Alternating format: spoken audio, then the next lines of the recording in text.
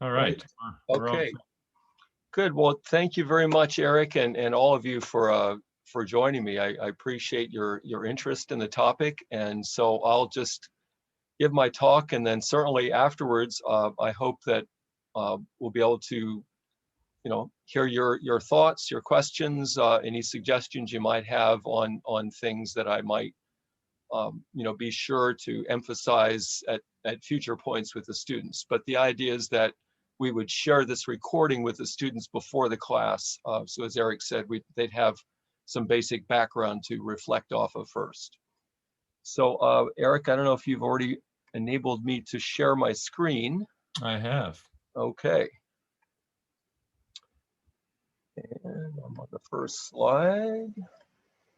So here we go. And I'm going to minimize for all the pictures of you guys up there blocking my screen. Anyway, so here they are. Okay, so here we are, and the tentative title for all this is Creating Sustainable Livelihoods, Communities, and Forests in the Peruvian Amazon.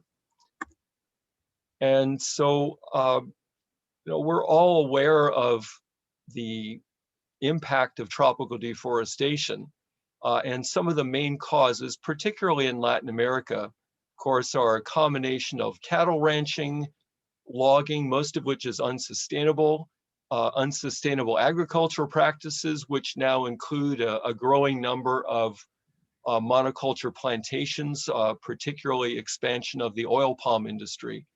And certainly in parts of the Amazon, putting in oil and gas drilling contributes to the overall dissection of the region. And when we look at what the impact of deforestation is, we of course are now immediately thinking of climate change, since about 20% of the added CO2 that's going into the atmosphere does come from tropical forest degradation.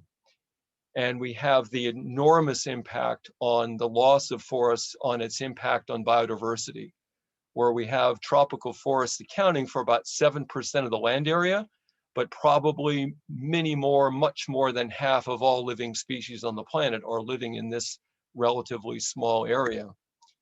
And then we have the impact on the water. So we're seeing, of course, enormous erosion from certain practices on the land. Creating dams in other areas has another type of impact on the aquatic environment and terrestrial environment. And then, of course, many other impacts directly on people, where some of the processes are actually creating more favorable environments for some of the tropical diseases that are ravaging the planet, and then impacting particularly native people who depend on the forest directly for foods, fibers, medicines, and their way of life. So I got involved with this issue in the mid-1980s when I started my first organization, the Tropical Ecosystem Research and Rescue Alliance, called TERRA. And then I got involved with Greenpeace at the activist level. So we were basically focusing on some of the major institutions like the World Bank, IDB, some companies that were saying that they were interested in tropical forests, but they are actually promoting more deforestation and moving people out of areas where they had been living sustainably in order to put in other types of activities. So a key transformation point for me from working at that global advocacy level was an opportunity I had to visit a small Quechua Indian village in the Ecuadorian Amazon in the early 1990s. And it gave me my first chance to finally be with people that I was supposedly trying to be a voice for as Greenpeace and other groups were interacting with the World Bank. And so I got to hear their stories about the impact, particularly of oil drilling, and how they were fighting the government, fighting all these companies who were trying to take over the rights that they had to their traditional territories. So I started looking at, well, what are all the different strategies that are being employed to try to tackle this problem? And so, the one that was most familiar to organizations was, well, let's create protected areas, create national parks, et cetera. And that, certainly has its place, but it needs to be done properly. the protected areas are only as good as they are enforced. And there is a huge problem with enforcement, particularly of things like logging. So in Honduras, for instance, a lot of good laws on the books, but they are routinely flouted. So enforcement of laws designed to protect forests is very important.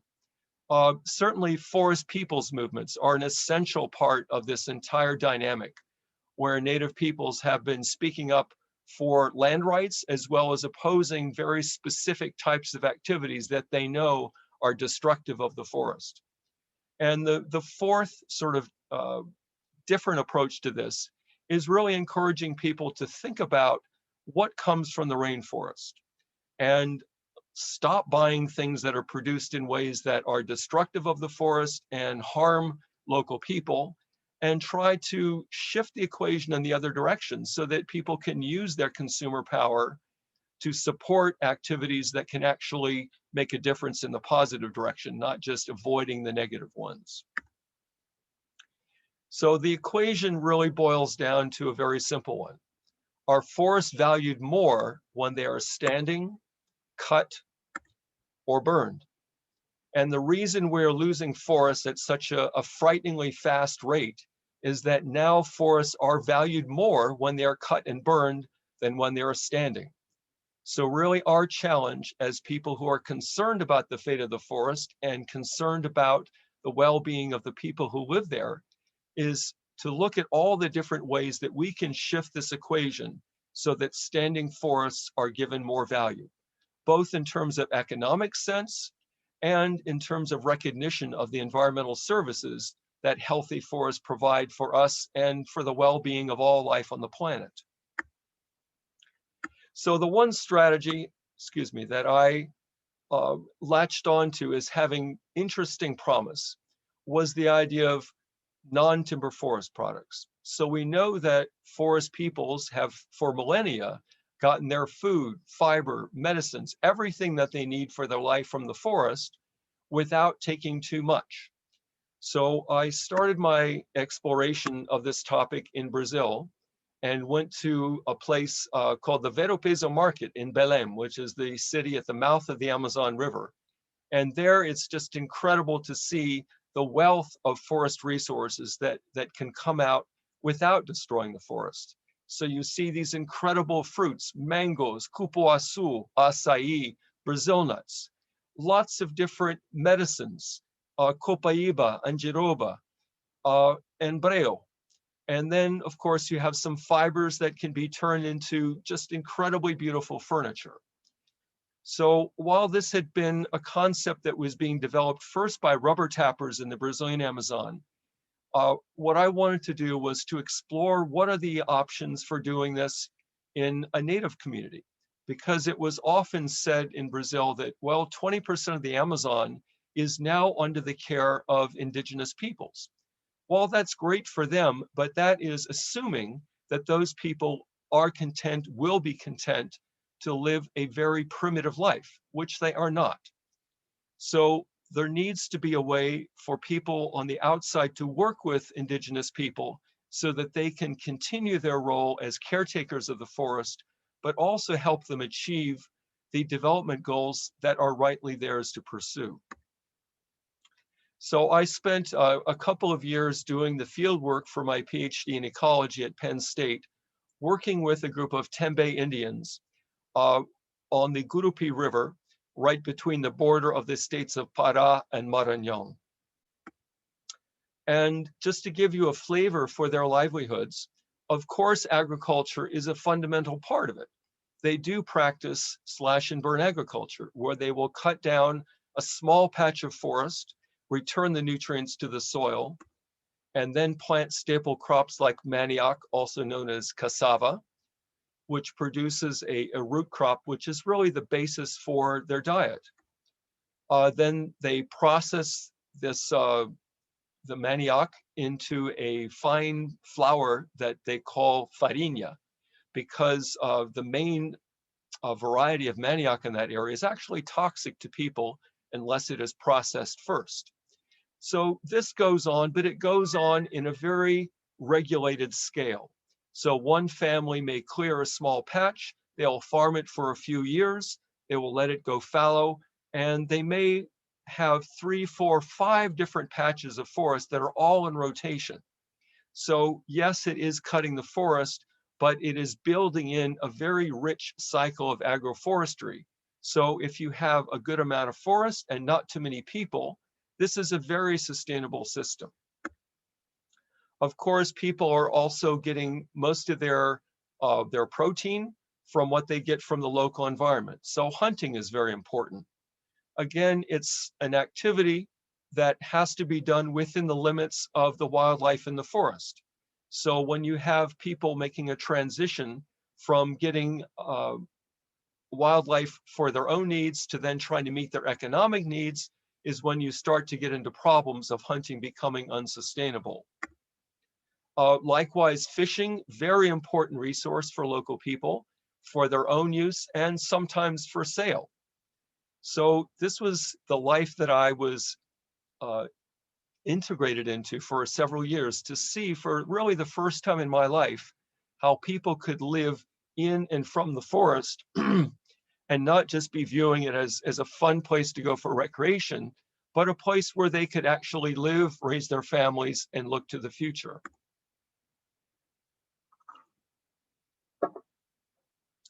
The other, excuse me, the other types of plants that people get from the forest obviously are their traditional medicines.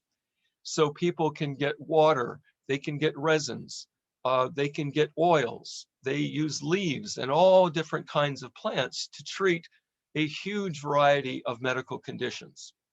And perhaps this is jumping a little bit too much, but certainly we found that during the COVID epidemic, people were relying a lot on their traditional medicines before the time when modern medicines were very much available to them. And it seems that it really did make a difference for them. The cultural aspect of Native communities, of course, is also an undeniably important part of maintaining their relationship with each other and with the forest. In the Tembe, for instance, they have different ceremonies to welcome babies who make it to one or 2 years old. They have a ceremony to welcome girls who have their first period, to welcome them becoming young women in their society. So it was a real eye-opener for me to be part of a society that actually welcomes teenagers coming into their own and learning to become adults in their society, rather than us going, oh my gosh, I have a teenager, I don't know what to do with them. So I spent a couple of years in the field doing case studies on the ecology, management, and marketing of a couple of different non-timber forest products. And I'll just touch briefly on a couple of them just to give you an example of the challenges that are involved in doing this kind of work. So Andiroba is the name of the tree. It has a fruit which has some seeds in it that are full of its very rich oil, very bitter oil, and it's typically used as an insect repellent. So our basic study protocols were we would go out, observe the trees, see how much fruit is there, how many trees are in the forest, and then accompany the process of transforming those seeds into the oil. And I'm showing here, I forgot that I had these little things here. So we're monitoring the phenology, which is tracking the fruit. And then we're seeing how many seeds are coming off of the trees and what the condition is. And then getting a sense of the relationship between the raw material and the product that they were producing. So this is just one example. In this case, for instance, when you're dealing with a fruit, one of the key criteria for availability is the seasonality. So obviously with most trees, you have certain months when you have more fruit available than other months. So we needed to be aware of what that cycle was. But also we wanted to see, well, what's the relationship between human harvest and animals? Because it wouldn't be good if you just said, okay, we're going to take the entire production of seeds because that's what we want for our economic enterprise. forgetting that there are other creatures in the forest that need access to that same resource in order to maintain a healthy ecology in the system. And then looking at the practical side, previous studies had shown anywhere from 3 to 9 kilos would yield 1 liter of oil. We were dealing with a very artisanal process. And so in our case, we found that it took up to 14 kilos of seeds to produce 1 liter of oil. And when you then look at what can somebody sell a liter of oil for, you realize, oh my gosh, you know, this is something that they could sell, but is it worth selling at that rate of efficiency? Probably not. So we looked at acai a little bit. You have probably heard of this as this very popular high energy antioxidant drink that was first popularized in Brazil. Well, this is a fruit from a palm tree. And like with the Andiroba, there are a variety of challenges that you need to look at if you're going to harvest it sustainably. So we're looking at the impact where you're having people farming, cutting, and burning right near where the acai was. And sometimes those fires escape and get into where the fruit groves are. So you need to figure out how to reconcile those two activities. Again, looking at the relationship between the fruit and the wildlife. You don't want to harvest so much fruit that you're denying a healthy diet to the animals that they need it for themselves. And you are also depending on those animals for your own survival. On the marketing side, one challenge with fruit, of course, is that fruit spoils. So most of the fruit that was provided to the market in the city of Belém came from villages that were very close. In this case, I was working and living in a village called Tecojau, and to get from Belém to there was first 4 hours by road, and then depending on how fast the boat was, 10 to 20 hours upriver in a boat. So you then need to think, okay, is this going to be viable? To organize a harvest, get it on a boat, get it to market in time for you to get a prime price before it spoils. Pretty hard. Then the competition on the local level. So we have people who depend on the acai as a local food during a couple of months when it's in prime production. You then see, okay, well, it's going to regional markets, and if you're able to sell it to a regional market, then that's pretty good if you have enough supply available to sell that surplus. But then comes in another factor. Well, good news, bad news. When acai started to take off in the US as this great new energy drink, all of a sudden there were all these new buyers in the area, and it had quite a drastic impact. So the local people who had been selling to the regional markets to supply the thousands and thousands of people in the area who also wanted to drink acai, now suddenly they were left with the absolute lowest quality of acai at a higher price because the big exporters were buying up all the production. And so realizing this situation, fortunately, some of the US importers who wanted to do the right thing, instead of just tapping out this local market that was being taxed, they went to other parts of the Amazon and started new projects with people who are far enough away that they did not have access to a local market. The other kind of product that I looked at were the TITICA vines. So this is very commonly used in making wicker type furniture. It's a very important local material for local housing construction. And so one of the things that we looked at there, looking at comparative densities. In areas where there had been fires that had come through, we found that there was almost none of these vines, as opposed to the unburned plots where the density was much, much higher.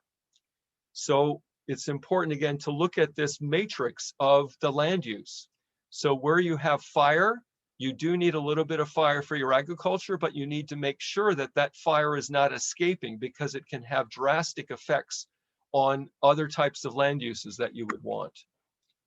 Again, looking at the impact of processing. So we can see here on the left that typically you might get, let's say, half a kilo of roots that you're pulling from the tree. But then you take away the little bad pieces, you lose some. You take off the bark, you lose a lot more. You dry it, which is the state that it needs to be in before you can sell it to, let's say, a furniture maker. You're down to 1/5 of the weight that you started with. So always being attentive now to, okay, the marketer, the person who's buying this product, is all they're interested in is getting their raw material at the lowest possible price. But obviously for the producer, they want to be able to get a decent price for all the labor that they put into this. And this same principle was brought home to me very much in COPAIBA, which is a very popular Amazon medicine. With these old COPAIBA trees, you can find these reservoirs sometimes of this oleoresin inside the trunk. But what I found was consistent with some earlier studies, that when you drill into the tree, you get your best harvest the first time. But when you go back even 6 months later, a year later, you're very lucky if you get more than a trickle. So this has profound implications for trying to think about, well, what does sustainable harvest mean when you're really only going to get one good harvest? And again, looking at fire here, solid trees, the best harvest that was available. Hollow trees, almost nothing. So what had happened here is you see that over the lifetime of the tree, there is a time when the resin is accumulating inside the trunk, but as that tree gets older and older, heart rot starts to develop, and that reservoir of oleoresin just simply seeps into the ground, so it's no longer available. So when you're starting to think about your harvesting strategy, you're thinking, all right, there's this window of opportunity when the trees are somewhere between 50 and 70 millimeters in diameter, of a certain age, when we've got our prime opportunity for harvesting. We can't do it too soon. We can't do it too late. And then looking in the market. Okay, so let's say you've gone to the trouble of getting some resin, you bring it to that public market. Depending on how things are going, you might get $20 to $50 per liter. Then somebody who's a little bit more enterprising, they put it in a little bottle, put a very simple label on it. Boom, you've already increased your value by tenfold. And then let's say, okay, we're going to distill it. We're going to put it in little capsules and then sell it in a pharmacy. You've gone up to almost $500 per liter. And then the ultimate, okay, put it in a little fancier bottle, put it in a fancy box and sell it in Japan, and then look at your value. And this is now going back 20 years, $2,800 per liter. So when you think about all the labor that the forest person put in, and they're getting a pittance compared to what the final product is worth at the other end of the supply chain, you realize, what's wrong with this picture? The people who are putting in the most labor are getting the least value from their effort. So the key part of a strategy for giving more value to the forest is that the people who are in the forest have to be involved in producing, to the extent possible, a processed product, and involved to the extent possible of selling it as high up to the end consumer as they can be. So that was the basis upon which I started the Center for Amazon Community Ecology in 2006, with the idea of focusing on how can we work with traditional communities to produce value-added non-timber forest products. So I shifted my work to Peru, initially brought there by looking for another place to study a particular type of resin. But before I get there, I'll just give you a quick snapshot here of where we work now. So our base is in the city of Iquitos, which is the gateway city to the northern Peruvian Amazon. And then other communities we work with are generally within 1 day's boat ride of Iquitos. And I say boat ride because Iquitos is the largest city in the world that you can't get to by road.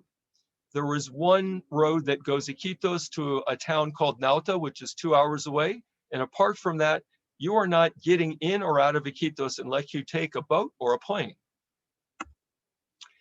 So the reason that I wanted to follow up on this resin that in Brazil was called breo, in Spanish-speaking Latin America, it's generally called copal, is because unlike some of the other products that I looked at in Brazil, copal does not go bad like a fruit does.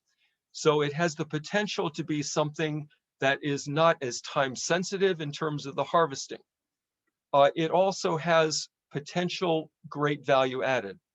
The method of harvesting is very simple. You go out in the forest, you find a tree, you see a resin lump, you pick it off with your hand or pick it off with a machete. So it's not like COPAIBA where you have to drill and spend a lot of time on the harvesting process. Copal has been traditionally used for a lot of different things. It's been used as the original sort of flashlight, lighting source. It's been used as a medicinal. It's been used as an incense, as a ceramic glaze for pots. And the main practical use in most of the Amazon is that it's used for caulking wooden boats.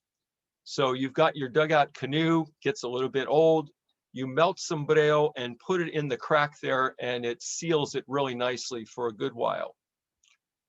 So while all of these uses were very good and local, none of them particularly had a good price. So I needed to answer some basic ecological questions as well as some practical economic ones. So the first one is to look at the diversity side. So everyone talks about copal. Well, copal, like many trees, that is its common name. But the good side, downside of the diversity of trees in the tropical forest is that if you have a lot of different species, it means that you're not going to have many of any one kind. So I wanted to see first, well, what is the relative abundance of the different types of copal in this one study area? And is there a particular relationship between those species and the incidence of these resin lumps? And we found that certainly there was, that there were some species that were very rare and very rarely had resin lumps on them, as opposed to some other species where it had a lot more. So okay, to maximize the efficiency of my searching, my harvesting, I really want to focus on those species that have the greatest likelihood of success. And the other main reason that I wanted to focus on copal for a while was that, to me, it's the epitome of the beautiful, complex ecology story in tropical forests. So when you're talking about sustainability with most plants that you're harvesting, you're worried about the impact of harvesting on the individual plant or on the population of that plant. But in the case of copal, it's totally different. You're more focused on the impact of harvesting on the related animal species. So what I found was that the resin lumps generally all have a larva inside them. And the Tempe Indians said, yeah, we know that there's this larva in there. We don't really know anything about it, but there it is. But being the biologist, ecologist that I am, I wanted to really understand that relationship more. And what I found out was that those larvae are the larvae of several species of previously unknown, undocumented bark-boring weevils. So a pair of weevils will mate on a copal tree, and then when the larva hatches, it basically will bore into the tree and feed on the inner bark. And as it gets bigger, it makes a slightly bigger hole. So I knew that from the Brazil work, but what I didn't know was, well, how long does this process take?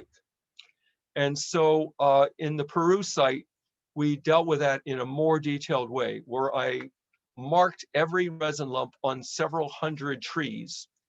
And then we went back on a regular basis and took scale photographs of those resin lumps to see how they changed in color, consistency, and color and over time. And what we found out was that these resin weevils were taking 2 to 3 years in order to reach maturity. So when we're talking about creating a sustainable harvest system for copal, we need to be concerned about not over harvesting the resin lumps, because then we're taking away the weevils that are needed in order to produce the most abundant supply of resin. So here we show here, it's like, okay, takes 1, 2, 3 years. And this is in sharp contrast to many other insects where you think about a fly. Well, a fly can complete its life cycle in a matter of days, not years. So it's like, all right, the copal weevil is pretty cool. It figured out a way to circumvent a defensive compound that drives away 99.9% of the other insects that might want to eat it. But it pays a price for doing that. It develops very slowly. And then again, the other side of sustainability is, well, okay, if we harvest, how long are we going to have to wait before we can harvest again? And this was a theoretical graph that I put together, hoping that it might be within the 5-year range. You know, it turns out that this is way too aggressive. You know, we didn't actually get to the point of finding where it comes back to the initial harvest level, but I'm suspecting that it's probably on the order of 6, 7, 8 years. The other thing that compounded the complexity here was that we found out there are more than one species of bark-boring weevils that do this. So different types of weevils make different types of resin lumps. Well, that's kind of cool from a photographic point of view, but from a practical point of view, we found that the resin lumps on the left are too dry and kind of gnarly, and they don't really offer much in the way of the essential oil. Whereas the resin lumps on the right, made by the bigger weevils, are much more useful for all the practical purposes that we're looking at for the resin lumps. DNA studies show that there are actually 6 to 7 different species of bark-boring weevils in this system. We don't know what any of them are called yet because none of them had been classified before. The weevils are the most biodiverse taxa of animals that we know on the planet. There are more than 50,000 species of weevils identified so far, and we don't know how many more haven't been classified yet. But beyond the weevils, again, this is a whole little microcosm, a whole little ecosystem. Inside some resin lumps, we found certain species of flies. We found certain species of ants that had basically taken over the resin lump from the weevils and put their own nests in there.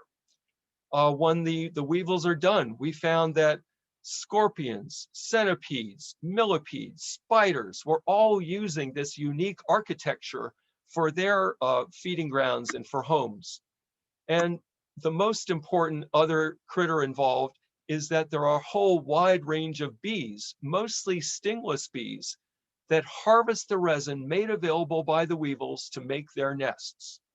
And we know that many of these bees are critical pollinators to a whole wide range of species in the forest. So we have this whole little story here of, we start with an obscure species of bark-boring weevil that attacks a copal tree, that releases its defensive compound, that makes the resin available to bees who then pollinate many of the trees in the forest. And now we need to figure out if and how can we integrate human harvest into this system without messing up the other parts of it. Well, I was so taken by, well, what will the impact be of harvesting on the affiliated insects? It's like, all right, can we do what they do in Mexico, what they do in Central America, which is to have people wound the trees and just collect the resin that comes out of the wound and not worry about taking all the resin lumps relating to the weevils. So we did a study with manual harvest.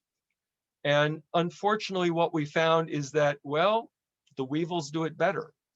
that if we were to have to pay people for all the time it would take to go out and wound the trees and harvest the small amount of resin that comes out of these wounds on a regular basis, copal would have to go for, who knows, $1,000 per kilo in order for it to be potentially cost effective for the harvester. So I did all this background research at a government research station, but after a couple of years, I thought, okay, it's now time to go out into a real situation, into a community, and see if any of this is actually practical. So I ended up going to a Bora native village called Brio Nuevo on the Ampiacu River, because I was told that that was a place that had access to a lot of good forest and people who would be interested in exploring these kinds of alternatives. So one of the first things I had to do, of course, was to teach someone how to use a GPS. So I taught Rolando, the fellow on the left there, how to use a simple GPS, how to capture a waypoint. And he then, of course, had to explain to his colleague in the Tembe language how to push that button, how to push this button, how to save a GPS coordinate, so that when he started wandering miles and miles into the forest, he would know on his own how to record the location of that tree. And so we did these surveys close to the village, farther from the village, and farther from the village until we were in one of the protected areas. And the unfortunate conclusion that we came to was that, wow, there just really aren't that many copal trees out there that have resin on them. So, it was really sad, because we had, by this point, realized that our best value-added product was to distill the resin into an essential oil, or rather to extract the essential oil through a process of distillation. So this is our first very basic distillation unit, a very traditional copper distiller. And then we switched to a more modern one with a stainless steel tank, but the principle is the same. You boil water in whatever your receptacle is, you pass that steam up through your plant material, and then it vaporizes the resin, the oil, and then once the water condenses, the oil condenses, you can separate those two out at the other end. And we found a very interested buyer who was very appropriate for us. This was Haley Van Oosten, who started a specialty fragrance company in Los Angeles. And so while we suspected that there would be a market, there would be interest in this essential oil, it's very important that a small-scale enterprise find the right scale of buyer. So in the case of Haley, she was asking us the right questions, which is first, can you send me some samples that I can smell? Okay, we can do that. The next question was, okay, I like this one. Can you get me 1 liter? Can you get me 1 kilo?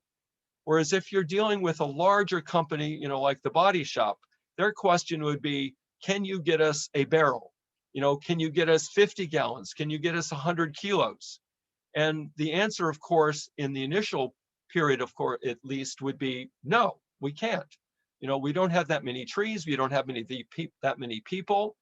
So you need to find a partner to sell to that can work with you and build that enterprise on an incremental basis.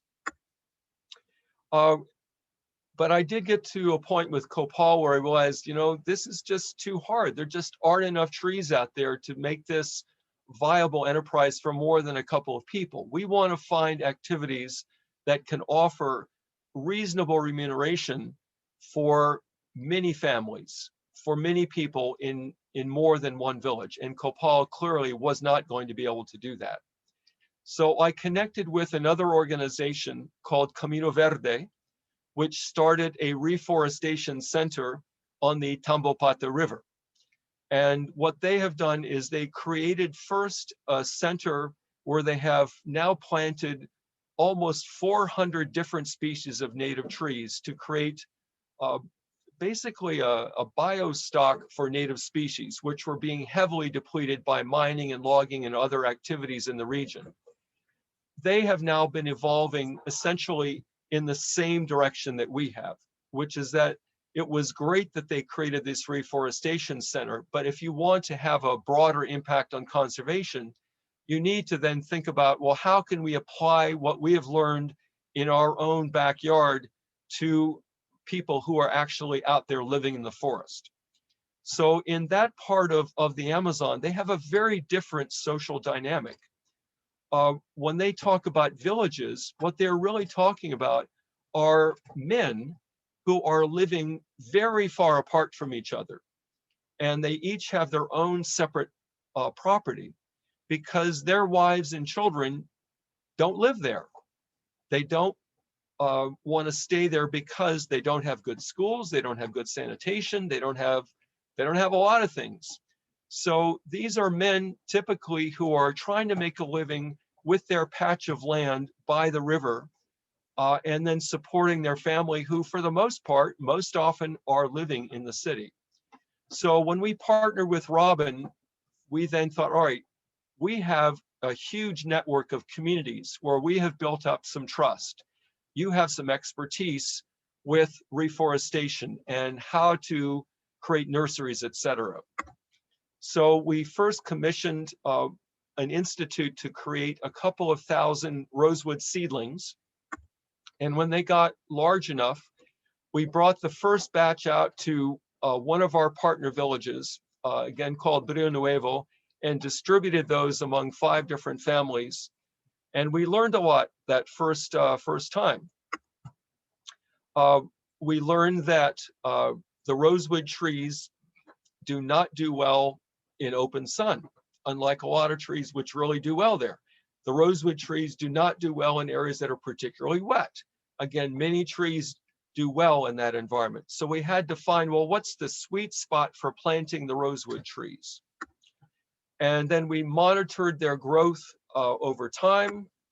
We got people, the local people, involved in training them to use cameras, training them to use, simple tools like tape measures to measure the width, the height of the growing rosewood trees.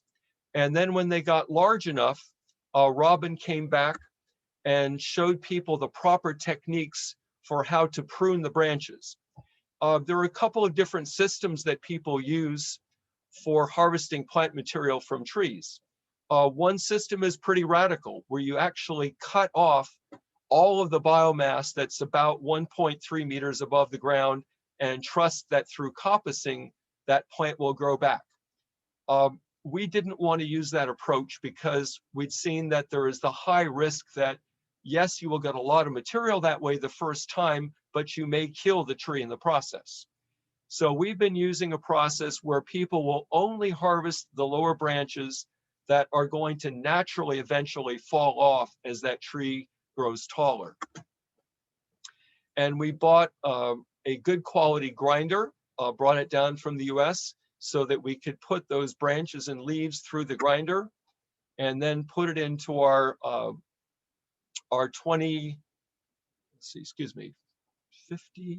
50 liter, 20 gallon distillation unit. And there you can see all the ground up stuff. And then again, training some of the local people how to actually do that distillation process. And we certainly found that with the rosewood, it's a well-established product. And the reason it's well-established is that it's been around for a long time, but it's unfortunately also an endangered species, because the way that people used to harvest it was by cutting down the entire tree, grinding down entire trunks, limb, leaves, you got it. And when all the trunks were gone, they then started digging up the roots and distilling those. So with our rosewood project, we are part of a process with 3 different goals. One is to help people obviously get a source of income. The other is to help establish mixed agroforestry systems. And the third is to help really rebuild up the population of this highly endangered rainforest species. So with this company like Florocopia, this again is a good, really potential partner. Not only because he is not asking for huge volumes to start with, but because his customers are people who care about issues like health, who care about sustainability. So he is able to pay a premium price that was almost double what the standard world market price would be to have a guaranteed certified sustainable source of rosewood oil. Well, all of that is, sort of part one. Part two now is that I saw that while dealing with the essential oils was a reasonable strategy for trying to give some men, typically, an alternate sustainable source of income, it really doesn't do much for women in these villages who are really spending much more of their time around the village or in and around their farm fields. So the obvious other type of product are handicrafts. And the first type of crafts that I saw around there were these very basic types of jewelry made with some local seeds. So we have the wairuru seeds, which are the naturally orange and black seeds, the achira, which are the little black ones, the gray ones, which are called rosario. But, it's about the most basic, funky kind of jewelry that you can find. So yeah, some teenagers are going to buy it, but not many other people. So the other main category of product are woven products. And the base for all of these woven products in the Peruvian Amazon are the leaves from the chambira palm tree. Not much to look at. When the tree is growing, you see in the back there, it's very spiny. So you harvest, or say an artisan will harvest one leaf spear from one tree at a time. Use a machete to shave off the spines and then shake out the leaflets. So what you see Madita holding there are the leaflets that she will then carry back to the village. And then she's gone through the process of separating the fibers out from the leaflets, washing it, drying it, and then using a variety of different natural and synthetic dyes to dye it. And then what you see there is this beautiful woven basket. And this gives you a sense of the palette available from the natural plant dyes. So that was just from one artisan in one village who knew how to make those 12 different colors from different plants. We found one interesting connection to global warming. Of course, a lot of these villages that are near the river experience flooding on an annual basis. They're used to that. They build their houses on stilts. But every now and then there is a really, really big flood. And some years ago, there was a flood that not only covered the village, but it inundated their normal fields. And so we did a short project with some of the artisans to plant basically a buffer supply of these dye plants in an area that was higher up, so that worst case scenario, there's a big flood, they still can have access to some of these plants to carry on with their main economic activity. Again, as we started, a number of the artisans were making some very basic products. One of their nicer products that they were making are these handmade hammocks. Well, I have nothing against hammocks. I love hammocks, but there is a downside. They can sell these hammocks in the market in Iquitos, but for all the material and time they put into it, they don't get much. And these hammocks are heavy. So if I want to help them increase their income from selling crafts, I am not going to bring a handful of hammocks in my luggage from Peru back to the US, because I would only have 5 to 10 hammocks to sell. When we started out, the artisans would talk about the importance of craft making to them for very basic purposes. They would say, well, selling crafts for me is important so I can buy kerosene, so I can have a little bit of light at night, so I can buy soap to wash my clothes, so I can buy some pencils, maybe a uniform for my kids going to school. Well, times are changing. Of course, people are going into the city more often.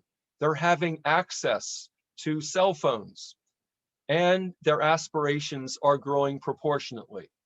So now artisans and everyone else in the village, they want a cell phone. They want a generator so that they can have their own independent source of energy to have lights for education, for entertainment, for work.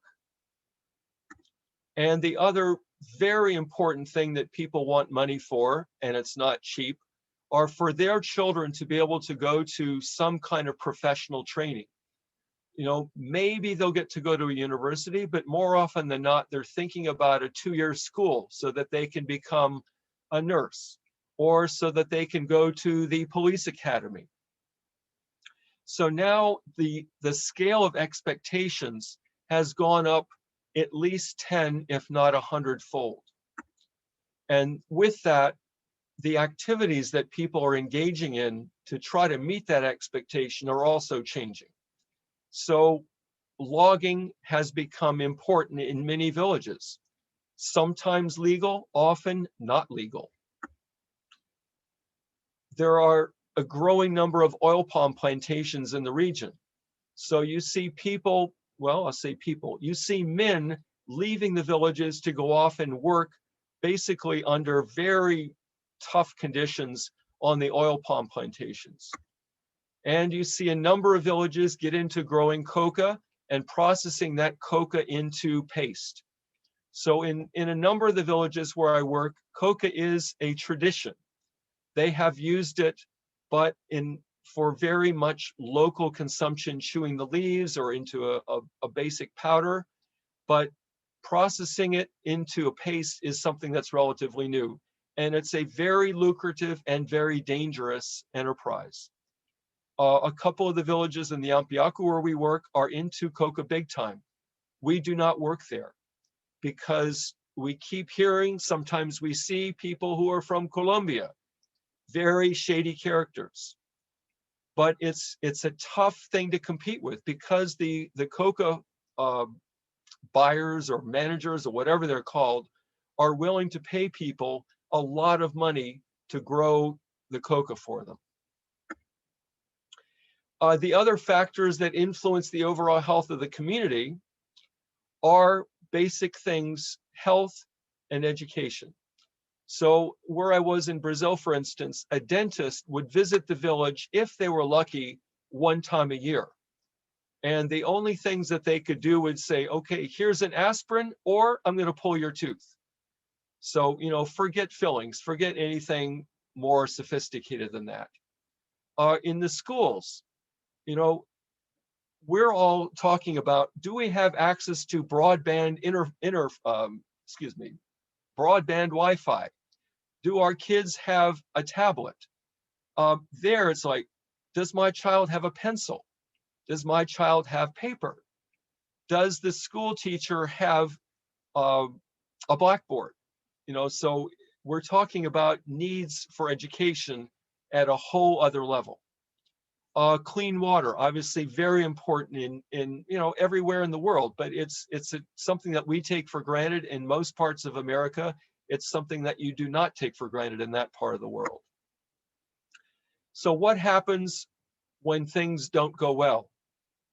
Well, the process that I've been seeing, it happened in Brazil, I'm seeing it in Peru, is that when people don't get along, when people can't have their needs met, they leave. In Peru, there's a law that you have to have a certain minimum number of children in order to have what they call a secondary school, which is basically equivalent to our middle school and high school. So there may be a primary school in some of the smaller villages, but when a child gets to the age where they would, you know, be qualified to go to the next level of school, if they do not have that school in their village, then that parent is faced with a very difficult choice. All right, do I have a relative in a village that has that school where I can send my child? Well, then do I have the money to pay them to sustain that child somewhere else? Or am I just going to move? Well, a lot of people are moving. Again, a small village, the smaller the village, the less access to healthcare from the outside that they're going to have. At best case scenario, in the bigger villages, they will have a little health post that might have 1 half qualified medical person. In a small village, you're probably lucky if you have one person who's received some basic level of training who might be able to put their hands on half a dozen prescription drugs. So the result is that as these desire for better education, the desire for better healthcare, the desire to make more money are increasing, and these little villages have very few access to healthcare, to education, access to making money in a sustainable way. People leave. Those villages get abandoned. And then what happens? You look at a map and you see the location of these villages in relationship to these larger protected areas. And so in the grand scheme of things, we think, okay, as long as we can have people who have a vested interest in the long-term conservation and maintaining the resources in those large protected areas, then we don't have to pay some unbelievable number of guards in order to keep people out, because we have people who want to preserve that area.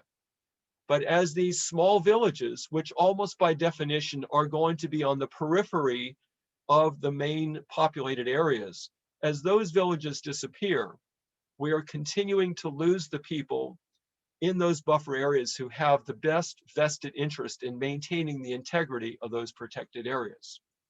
So this is our challenge. It's not only how can we help people make enough income so that they want to stay in these villages, but how can we support the growth and development of the villages as a whole? Because it's a package deal. It's not enough just to have money. People need to feel that they have a good life for them and their families in order to maintain these communities in a healthy state. So as I started working in Rio Nuevo with the handicrafts, it's like, okay, you guys are making some very simple bags, you're making some pretty cool hammocks, but I can't help you sell many more of those. Whatever you can do in the city, that's great, that's up to you. But let's work together to try to create some new products using the materials and the techniques that you're already familiar with. And so one of the first products that we hit on was making belts. Since I had bought some belts from an artisan in another village and they had done okay, but they weren't very nice belts. So when I got to Rio Nuevo, I gave them some buckles and said, here, start weaving this long, thin thing and let's see what happens. And what immediately came out was, wow, these are cool designs. These look like jungle snakes. So we went to the school, and you can see literally here is one of the schoolrooms. It has a real blackboard using white chalk. And the women drew designs of all the different kinds of jungle snakes they knew. And then they went home and spent the next couple of days coming up with their own designs for different types of belts. So this is Inés here, who had an idea for how to make a tropical rattlesnake. And I love this photo because I think it shows, this is not factory conditions. Here is Inés working in her home with her cats eating a fish in front of her weaving a belt. So a couple of days later, here were the first 3 prototypes of the coral snake belt design. So you look at it, like, all right, it's kind of interesting, a little bit rustic, but over time, we thought, okay, the one on the left, that has the best potential. So let's start with that as our starting point. And then one artisan would come up with a refinement. Another artisan would come up with another refinement. Another artisan would change the color. So this is our coral snake belt today. So, it's just this beautiful thing because now it has eyes, it has eyelets, it has a belt loop thingy whose name I still don't know, and its colors are just spectacular. So this is the process that we've been working with, of starting with some idea and then working with the artisans over time to gradually improve the attractiveness and the quality of whatever that particular type of craft is. And the growth of product categories has also been a very organic process. The fellow in the upper left there is Gary Geikus, who's a musician, who bought one of our Amazon belts. And he said, I really like this belt. I'm a musician. Do you think you could make a guitar strap? So it's like, sure, let's give it a shot. So I went to some music stores, saw different designs, and then went back with the simplest design for a guitar strap that I could come up with. And so now we have about 20 different designs for the Amazon guitar strap, and trying to pitch it both to folky types as well as to rock and rollers. As we then identified, well, certain models obviously do better than others. The Anaconda style was one that was very popular. And so we then said, okay, Anya, Monica, can you make us 20 of these? And got this very pained look. It's like, wow, okay, how long do you want me to spend on this? So we realized then, okay, there's some designs where only one artisan knows how to make it. In this case, there were a couple, fortunately. But another artisan went to Monica and said, okay, can you show me how to make this? All right, great. So the artisan sat down with Monica. Monica did her thing. And then we went back 2 weeks later and said, how's it going? Well, the first artisan said, I went to Monica and she couldn't teach me. And we asked Monica and said, well, what happened? And she said, I showed her, but she didn't want to learn. And so then, all right, what's going on here? So I sat down and I watched Monica weaving the Anaconda pattern. And I watched and I watched, and then it finally appeared. This was the formula: 3 up, 3 down, 3 up, 3 down. Next row, 2 up, 3 down, 3 up, 3 down, 5 up. And it took 6 different rows before the pattern started repeating itself. So this was something that me, with my analytical brain, kind of figured out through careful observation. But this was something that Monica only knew through muscle memory, but she wasn't used to teaching in a way that other people could learn, because she had learned from her mother in this sort of similar organic way. So as we now scale up, we're having to deal with, okay, what's the best way that we can support the artisans most effectively teaching others what they know how to do? One of the first tools that we tried was taking videos. So Tulio, who's our communications guy, would sit down with an artisan and have them both show and tell how they did every step of making particular types of crafts. And then the idea was that we would put a compilation of those little videos on a DVD and give them to artisans so that after they go home, they would be able to practice that. Well, it was a great idea in theory, but in practice, not so great. We found that it really does have to be done most effectively in a person-to-person way. Well, I'll get back to that in a minute. Well, the other key element for growing up this operation, of course, is the sustainability of the raw material. So here is a chambira palm tree. The traditional method of harvesting is with a machete.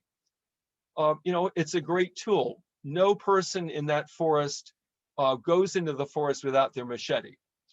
The downside of using a machete for harvesting the chambira is that, yes, you can whack the leaf spear that you want, but there's also a high probability that you're going to whack and injure the leaf spear next to it. And you don't want to do that, because you can only harvest one of these leaf spears at a time to keep the tree in a healthy state. So we basically adopted a technique being taught by another NGO in another village of using pruning saws. So we bought a bunch of pruning saws, and then we started giving them to artisans and doing some training to show them how to use the pruning saws so that they can only cut the one target leaf spear at a time. And then started talking to them about the importance of planting more chambira trees. Because at the low scale, when they were just selling a few things, when they would go to the city once in a while, they were able to get enough raw material just from the trees that were coming up through natural regeneration in their farm fields. But as we again want to think about, well, how do we scale up? Because they have higher economic expectations, we therefore need to figure out how to increase production. Well, there's no way around that they have to plant more. So we're now starting to look at different ways to incentivize planting more chambira trees. We want to look at the product mix. I talked about hammocks a lot. The unit of biological production, again, in this case, is 1 leaf spear. So from 1 leaf spear, once you go through the process of removing the fibers, processing it, etc., you can make one of these simple bags on the left there from a little less than 1 average size leaf spear. So the artisan might sell that for, for a little over $3 if they're lucky. So income per leaf spear, maybe $4, maybe $5 if you're doing well. We developed the hot pad. So with the hot pad, the advantage is that you can use more of the leaf. Typically, an artisan is removing the fiber and throwing the rest away. But there is another part of the leaflet, which they literally call the garbage part, but which still is strong. It's just not as pretty. It doesn't take dye as well. But we found that with making baskets and other products like this hot pad, you can use that other secondary quality as your core, and then just put the fiber on the top, kind of like veneer on top of wood. So you're only using your prime quality where you absolutely need it, where you can see it. And that then triples the value of that 1 leaflet from that 1 product. As we then expanded the number of villages that we worked with from the initial one in Barrio Nuevo, we then started getting political pressure. So like from the other 14 villages within that federation, it was like, hey, you've been doing this pilot project in Barrio Nuevo for the last 3-4 years. When are you going to get around to working with us? So we still weren't selling enough of the things that we are buying from Barrio Nuevo to then shift production of those same things to new villages. So fortunately, what we came up with were Christmas tree ornaments as a whole different category that had, virtually limitless possibility for creative options. So now we have a variety of ornaments using different raw materials. So one very popular category is this the pod of the calabash tree. So you can hollow it out, put some seeds inside, put a little chambira cord on it, and then the key part, of course, is that the artisan will etch a figure of a wildlife on it. So Luciano here started out with this photo of a pair of courting herons and replicated that design on the calabash. Some artisans are talented enough that they can start out with a blank calabash, kind of like a blank canvas, and just draw a beautiful design from scratch, but not many can. So we've been really encouraging folks who don't have that natural ability to design from scratch to use photos as a starting point. The other type of material that is very useful in making ornaments is balsa wood and the wingo. So balsa wood obviously comes from the balsa tree. I've talked about the importance of non-timber forest products. In the case of balsa, though, balsa is a tree that grows literally like a weed. It grows really fast, which is why it's such a soft wood. But there is zero probability of over-harvesting the balsa because it just grows so fast. So we make an exception of incorporating balsa into these kinds of crafts. Then with the chambira, this is where we've really opened up a whole new world for our artisans. On the upper right there, you see an actual photo of a peacock butterfly. On the lower left, you see a handicraft of that same butterfly made with chambira. On the upper right, the Amazon darner, a type of dragonfly. On the lower right, a woven dragonfly.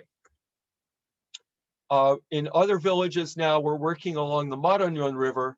They have opened up a whole new realm of talent for us, of people who have been making chambira ornaments based on mammals and birds. So this is our absolute top-selling ornament, is the one of the little sloth. And I was very happy to be able to pass along one of these to Erik last week.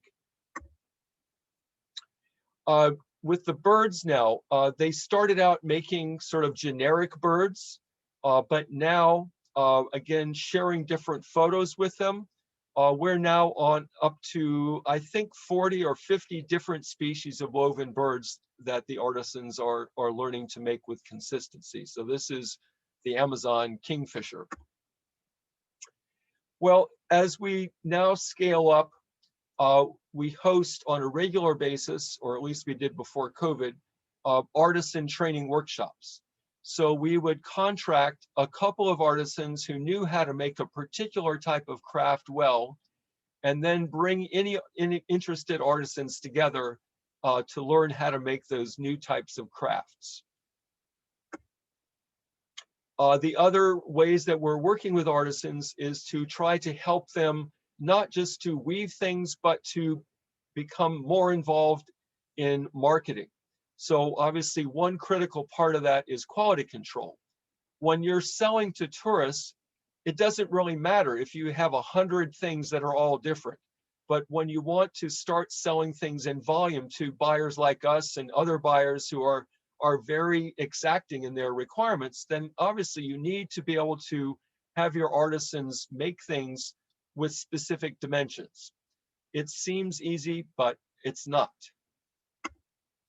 So in one workshop, we were just literally practicing how to use measuring tools, because we realized that while we were giving artisans certain specifications, saying, okay, we want this bag to be 9 inches tall, 3.5 inches wide, they were still coming back with a whole wide range of sizes.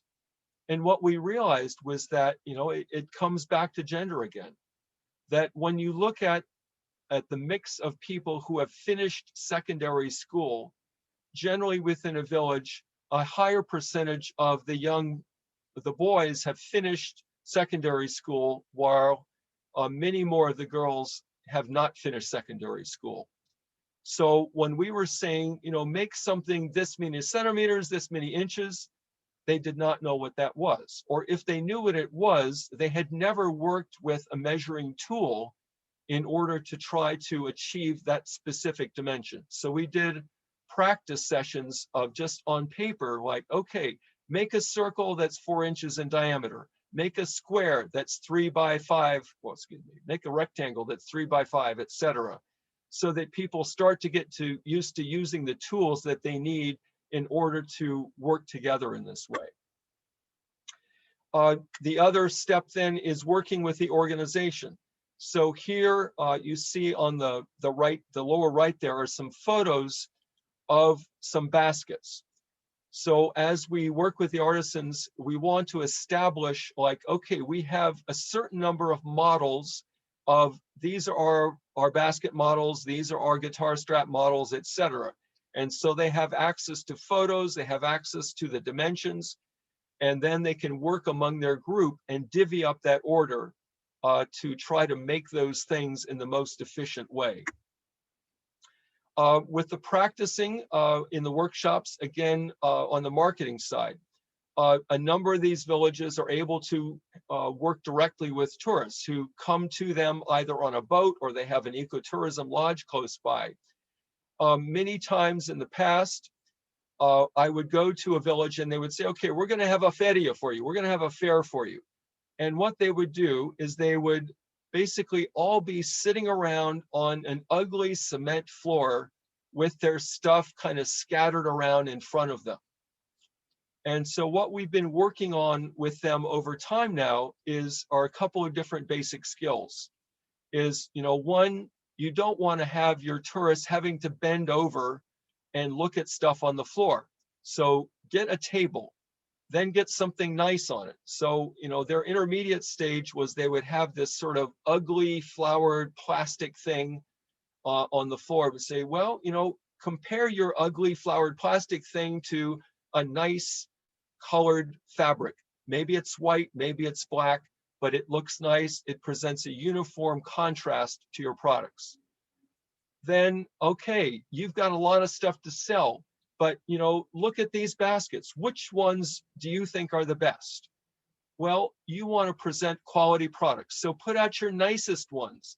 Don't show the schlocky ones that neither you nor anyone else is really going to want to buy. If you sell out of the other stuff, fine, give it a shot, put it out there, but put your best crafts forward. And then finally, it's like, all right, your tourists are going to have questions. You want to be able to tell your own story. So get comfortable saying who you are, how you made this craft, what it's made from, explain the process, so that as you get to when you get to talking about price and the tourist goes, oh, that's too high, they will have an understanding of how much time and effort and love and energy you put into harvesting all these plants from the forest and all the time it took to producing this beautiful final product. So no, you're not going to be willing to be nickeled and dimed down to a price that's not worth your while for the beautiful craft that you've created. And the next level up is now getting artisans involved in designs. So, this is obviously not something that all are going to do, but this woman, Paquita, is the president of her artisan association.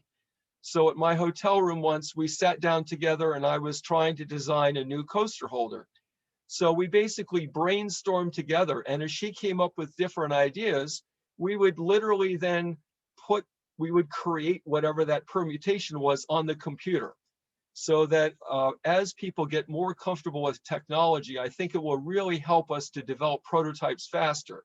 So they won't have to go through the entire process of actually making something, sending it to me a month later, and then me saying, oh, sorry, can you make this different? So as we can use more and more technology in the appropriate way, I think it will greatly enhance our relationship with the artisans. The next level of marketing for them is getting them involved in developing a catalog. So right now, for most artisan groups, we are their only larger scale buyer, but we want to empower them to sell to other buyers. So we've done a number of workshops where we have them take pictures of their own crafts. We have them take pictures of themselves, and then practice writing up product descriptions like you would see on any online store that you would see in any catalog, so that they are going through the initial stages of taking the photos, doing the layout, creating the descriptions, and putting together something attractive that they can then share with other buyers. Well, the biggest challenge that we have faced in this whole process are not the technical skills. We know now that the artisans have a huge amount of talent for creating things and making things. But the biggest challenge has been getting past the point where artisans were used to working on their own. They were used to selling things on their own. They were used to viewing each other as their most intense competitors. Our early efforts to get people to work together honestly had very marginal success, because that level of jealousy and frankly the dysfunctionality built into the dynamics of many of the communities was so strong. So I've been involved with a nonprofit entity called the Alternatives to Violence Project since 2002. AVP is a nonprofit, non-sectarian group that does basically nonviolent communication training. Started out in prisons, it's now done in a variety of communities. It's happening in more than 40 states in the US and in more than 60 countries around the world. So I finally thought, let me try to see if this can bring something interesting into the work that I'm doing in Peru. So I invited a woman who was the head of the AVP program in Bolivia, and a woman who was just starting an AVP chapter in Puno in southern Peru to join me. And they were kind enough to come up and do the full series of AVP workshops. So over the space of a year and a half, they came 3 times to do a series of basic, intermediate, and training for facilitators workshops with us. So in these workshops, we're doing things like learning how to give I messages. So how can you communicate how you feel? What are your observations of the activity that's caused a problem with you? How do you ask in an affirmative but respectful way someone else about something that's of a concern to you? We're talking a lot about unity since on the inauguration day. Well, in this case, one key principle is affirmation. So at the end of a workshop day, can everyone say something positive about that or experience that day and join thumbs together until we complete the circle? And the next stage was, okay, we now have launched the independent AVP program, which is going on its own, but we wanted to apply those same principles to our artisan workshops. So we have now intentionally moved away from calling the leaders of our training workshops teachers, profesores, because in Peru and many parts of Latin America, the term profesor carries a certain amount of, it implies a lot. Often it means, I am the expert. I am here to convey, to be beneficent enough to impart my knowledge to you. Your job is to listen. Your job is to replicate what I say, what I do. Well, clearly, there's a different approach to education. And so we have now basically built into a mantra for our artisan facilitators. And we're now calling them artisan facilitators for this very specific purpose, that they are artisans who have learned a lot. They are there to share what they know with the other artisans, but they are also there to learn from other artisans how to improve themselves. So in the back there, you see our little mantra, which is explicar, mostrar, observar, comentar, and afirmar. So it's basically say, show, observe, give feedback, and affirm. So that as someone is starting to learn how to make that craft, a facilitator is going around and looking at what they're doing. They're giving them constructive feedback. And then they're giving them the thumbs up or saying, good job. Because we find that so many artisans, the thing that's holding them back isn't their skill, it's their self-esteem. So if we want to help these artisans progress at an individual level and progress together, working together, then we need to pay attention to those emotional aspects, not just the technical aspects. And this is the result of where we've come to now, is these beautiful birds that are each having their own personality. And I'm just really excited that these birds are now becoming our best sellers. And I think we've really just begun on this path. Over the past 5 years or so, my main market was going to music festivals in the summer and setting up my tent. Smallest one would be a 10 by 10, often a 10 by 20. The largest would be 20 by 20 feet, where you can put a lot of stuff in there. I try to have it be an experience for the people who come in. So we're not only showing the products, but there's placards with it to tell the story. I have a nature trivia quiz. I have a rainforest puzzle. I have masks that people can put on to take a selfie with. And this will give you a flavor for some of our customers. Not surprisingly, the vast majority of people who buy our crafts are women. Young women buying jewelry, buying maracas, buying headbands, middle-aged to older women buying ornaments, buying baskets, or buying the other kinds of things for younger people.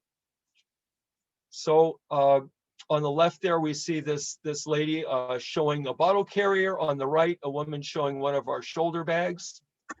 But we also do have some men who buy things from us. So we have some, unabashed hippie types who are buying some of the ayahuasca jewelry, some baskets.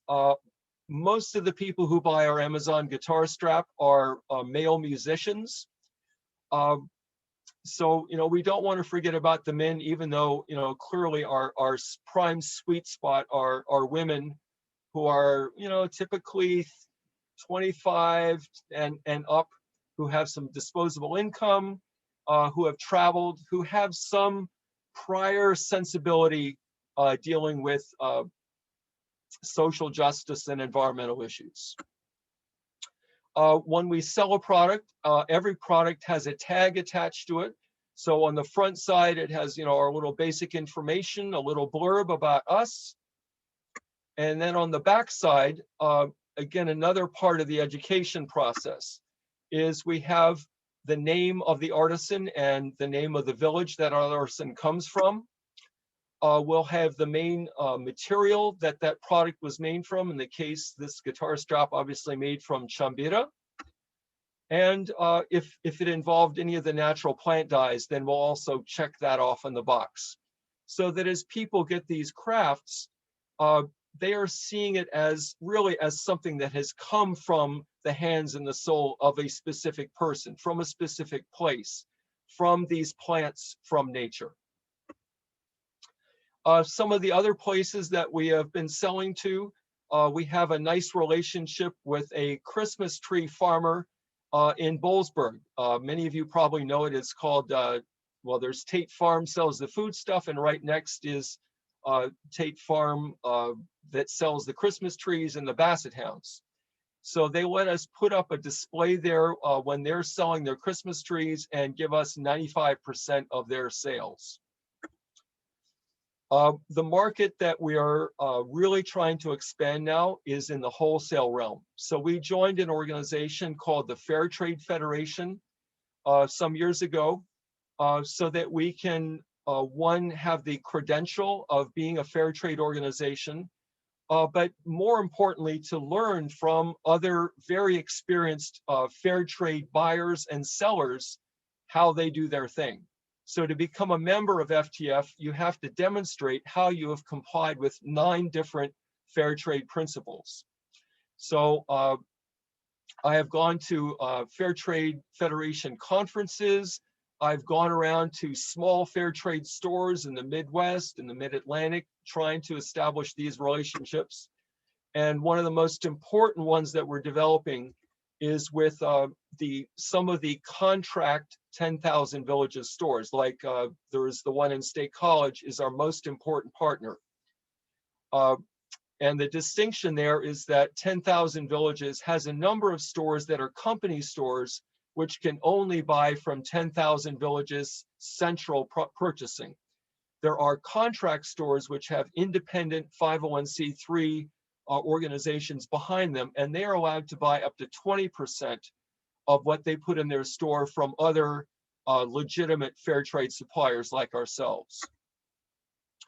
A new line that we're developing in the birds is that we found that a number of people who've been to the Amazon, who've been to Costa Rica, they recognize the parrots, they recognize the toucans, but the other birds, it's kind of like, what is this? So we've gotten and responded now to feedback of, can you do some North American birds? So we're now starting to train the artisans to do our first line of North American birds. So now we have the cardinal, the goldfinch, and the bluebird. So that will now hopefully open up some new marketing opportunities for us with places like Birds Unlimited, the Bluebird Society. A lot of states have the cardinal as their state bird. So, we're looking for creative ways to create specific models to have specific markets. And then the other area that we're, of course, very interested in developing is the online store, currently called the Amazon Forest Store. And the point that we really want to hit home there whenever we're interacting with a potential customer is, when you buy a craft from us, you're helping to create a sustainable livelihood for an artisan family, and you're investing in the future of the Amazon rainforest. So you're not buying a commodity, you're making an investment. And the ways that we give back to our partner communities beyond doing the workshops, we set aside 20% of our net profits to support health, education, and conservation initiatives in our partner communities. So some of the kinds of things that we have done have been financing reforestation work parties for Chambira, buying school supplies for some villages, providing medical supplies for a health clinic, or in the case on the right there, building a new bathroom for the village school. In one case, we actually built a whole community pharmacy. So they would have a place to put medicines when the government-run facility wasn't operating. Well, obviously things changed a lot in March. Our whole program shut down overnight. When we started to get our feet on the ground again, after our staff kind of recovered, we got a couple of very important grants from 2 organizations. And we started helping some of our partners pay for transportation expenses to get access to a hospital. We sent $4,000 or $5,000 worth of medicines to health centers and community health promoters in 16 different partner communities. We sent food packages to almost 600 different families. And each of those, and what you see there is the allotment of one family. So they got some soap, salt, spaghetti, cooking oil, sugar, and what's the other one I'm forgetting there? Rice. So that was enough to feed a family of 4 for a couple of weeks. And it was a big job for us. In the middle of it, our entire staff got COVID at different times. The woman on the right there, Julie Rojas, who's been with us since 2009, she had dengue fever in the first stage of the virus going around, and then she got COVID itself, and she was on oxygen nonstop, 24 hours a day for several weeks. Fortunately, she pulled through it. And so this is these are the stats in our COVID relief campaign. But now we're looking ahead. The center has been operating as a nonprofit in the US since the beginning. We have now started a company in Peru called Garza Viva, which means the lively heron. We've started a nonprofit that will be called Amazon Ecology. Garza Viva's main project is getting a store in the city of Iquitos up and running to sell to tourists whenever they come back. They will also be responsible for the buying and the selling of crafts and trying to develop a market for crafts in other parts of Peru, perhaps, you know, high-end gift shops in Lima, Cusco, Arequipa, you know, that's in the future. Another kind of project we're looking at in terms of partnerships, we, through the New England Biolabs Foundation and another nonprofit, we've connected with a nonprofit in the Andean region of the Amazon that maintains a preserve specifically designed for protecting local wildlife, including this species that's called the marvelous spatuletail, which is a pretty cool kind of hummingbird. So what we're envisioning now is that our artisans can make a lot of these different types of hummingbirds, make them available at wholesale to the gift shops serving tourists who visit those reserves, and try to facilitate some exchange so that people who work in that reserve can perhaps come and talk with our artisans, talk with people there about their work saving this bird, so that the people who are making the bird have a direct connection with the people who are living with that bird, and then have some of our artisans go down there and explain the process of how they make those birds. So these are the types of NGO partnerships that we're looking with to involve some of the artisans. The other types of partnerships that we've had that are very much appropriate to the conversation we're having with your class, we worked with another Penn State group called Students Consulting for Nonprofit Organizations that did a semester project coming up with some marketing ideas for us. We worked with a group of grad students at a school in New York City coming up with some indicators for us. We work with Peruvian students who want to get some field experience for their, how should I say, their thesis requirement to become an agronomist, a biologist, an ecologist. And we also have what we call our Amazon Field Volunteer Program. So these have often been students who have come down to Peru and spent anywhere from 2 weeks to 6 weeks with us, sharing some skill or interest with us. So those have included people who have been videographers, artists, journalists, English teachers. The upper left there is my daughter, Marisa, who volunteered in a local health clinic. And really that was a jumping board for her. She is now a professional nurse working in an ICU in a hospital in Chicago. We've also had some adults. Donna Mead there on the right is a retired professional photographer who taught one of our staff people how to do studio photography on our crafts. Her husband, Chris, on the left there is a professional mechanic. So she was working with Julie, showing her how to clean and maintain the grinder that we used in the distillation process. These are some of our board members.